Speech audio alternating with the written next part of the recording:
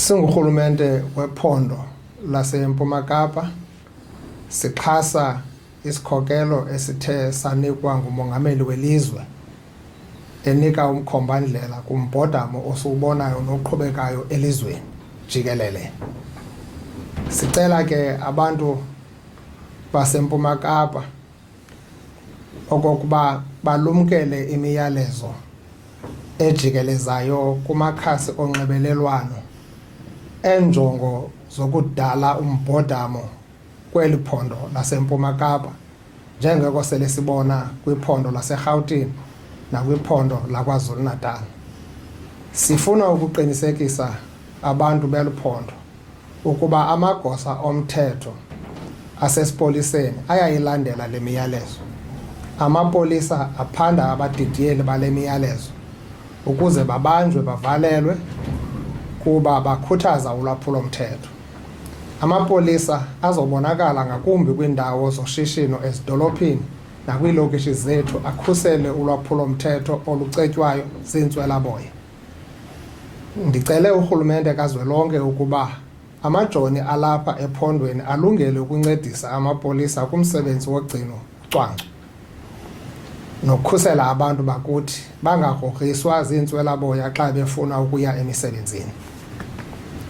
Sivile ukuba izigilamkhuba zifuna utshabalalisa amashishini ezilokishini nakwiidolophu zethu. Sivile kananjako ukuba bafuna ukuvala iindlela ezibalulekileyo ekuhanjisweni kokutya nezinye izinto esizisebenzisayo imihla ngemihla.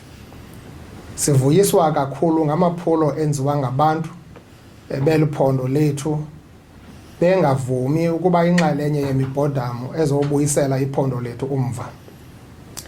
Siyayibona imiyalezo enqanda abantu ukuba bakhusele idolophu zethu.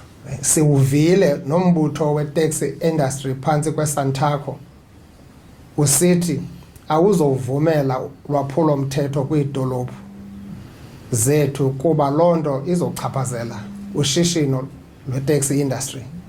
Siyawaxhasa ngokupheleleyo la maphulo singurhulumente azokwenza lula umsebenzi wamapolisa.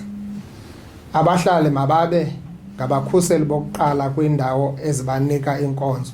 Sicela oosomashishini, imibutho yabasebenzi, iinkokheli zenkolo ngeenkolo, iinkokheli zemveli, iinkokheli zabantu abatsha neenkokheli zemibutho politiko imanyane apha ephondweni nakwilizwe lonke lethu. Ingavumi nakancinci iqale into yokutshatyalaliswa koqoqosho neenkonzo ezibalulekileyo eluntwini. Sikwiphulo lokwakha iphondo elinoqoqosho oludala amathuba emisebenzi, hayi elokuchitha oko sele sinako. Ukutshatyalaliswa koqoqosho kuzobeka imisebenzi yabantu abaqeshwe kumashishini emngciphekweni. Izophelisa nomdla koosomashishini abanomnqweno wokutyala imali badale amathuba emisebenzi kwiphondo lethu. Masikhuseleni ikamva labantwana bethu ngokuthi hayi kumbhodamo wokutshabalalisa uqoqosho.